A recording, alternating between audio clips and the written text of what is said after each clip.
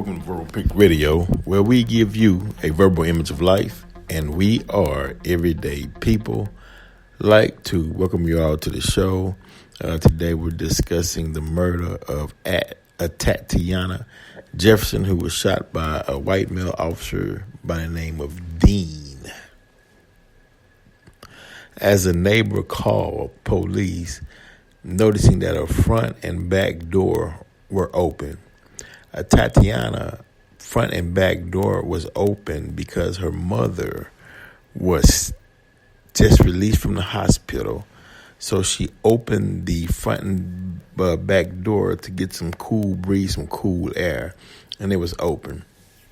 Now, supposedly, they deemed the neighborhood that Tatiana Jefferson was living in as a bad neighborhood in a sense. So her neighbor calls the police, and a non-emergency call.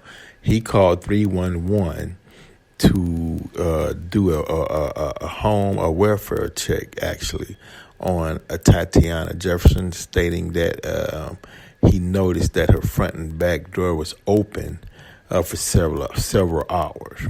A concerned neighbor. Now, what was supposed to happen was the police was supposed to pull up at the address that was given to the home to Tatiana, and they were supposed to knock on the door and say, is the owner or anybody home? She would have stated yes. He'd have said, well, why are your doors open? We had a concern. Neighbor called that your doors were open, your front and back door. She just stated, well, my mother just came home from the hospital, so I opened the doors for a cool breeze to flow through the home. They would have said, well, you have any ID showing that you live at this residence?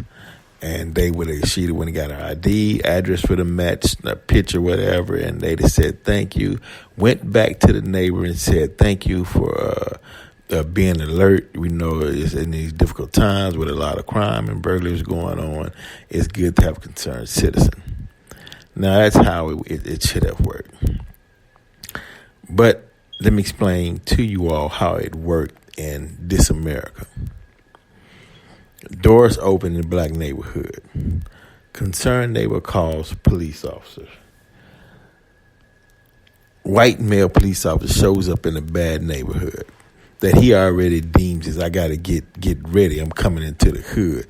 The gun's already cocked and loaded. He didn't approach the front door or identify himself as a peace officer or a police officer.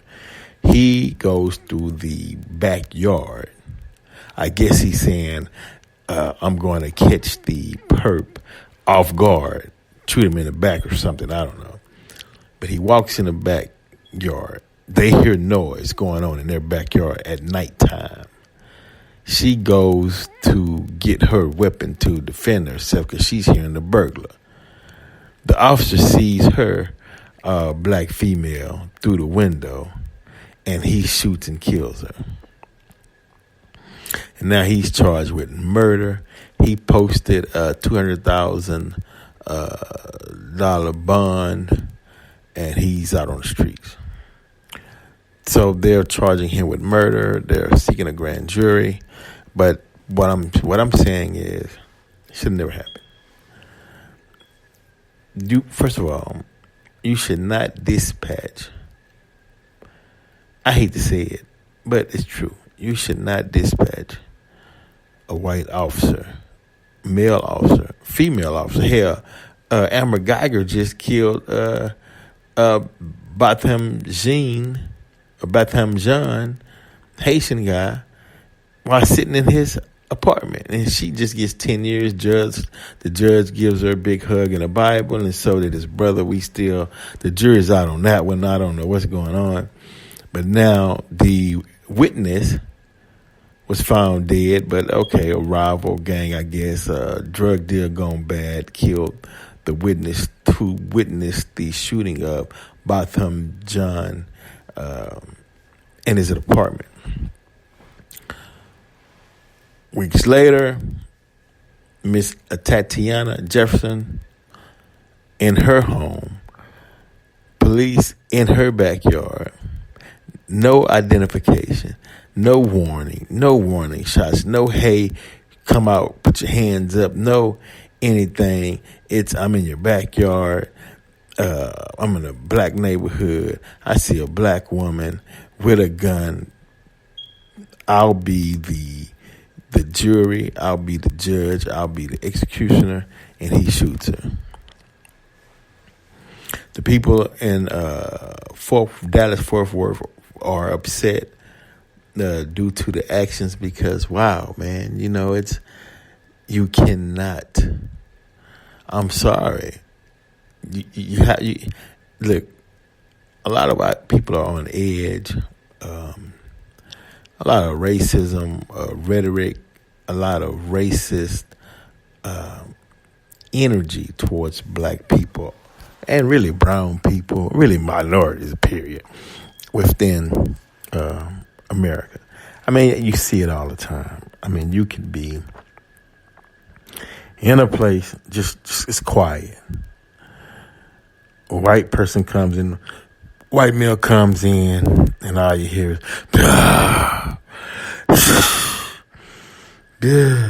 like he's disgusted that a black person is in that restaurant, in that gym, in an area that he deemed a black person shouldn't be there.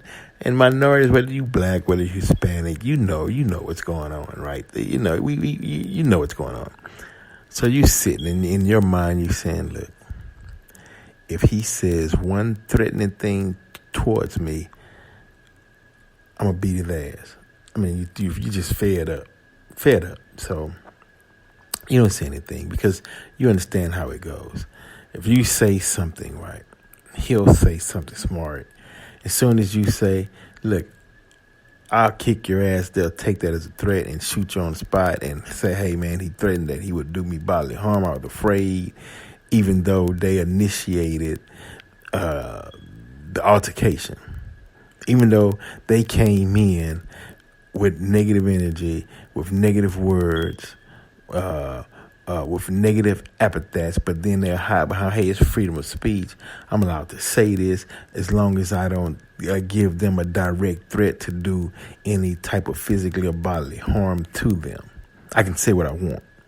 It's just that black people are fed up at the racism, so it makes us an easy target to lash out because that stress of being up under that type of oppression and systematic racism, it'll cause one to lash out and be like, look, I'm not for that shit today.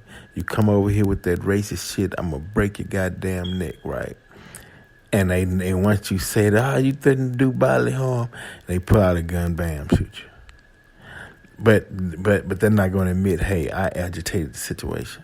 Yeah, I came in and was like code words that they have. You know, they'll walk in two blacks. Oh, it's fleas in here. Or they'll say something like, wow, it's getting dark in here. Or they'll say, come on, let's go. The atmosphere is not good. Or I can't breathe. Or, let's say little things that you done heard over and over and over again from racists. And, the main thing is be quiet. Ignore them. Then if they get out of line and say a threat to do you bodily harm, you well within your right to lay them out. And then they end that would end it. That'll end it because a lot of it's getting to the point to where it's ridiculous, And black people are tired of being sitting ducks and being a target of racism.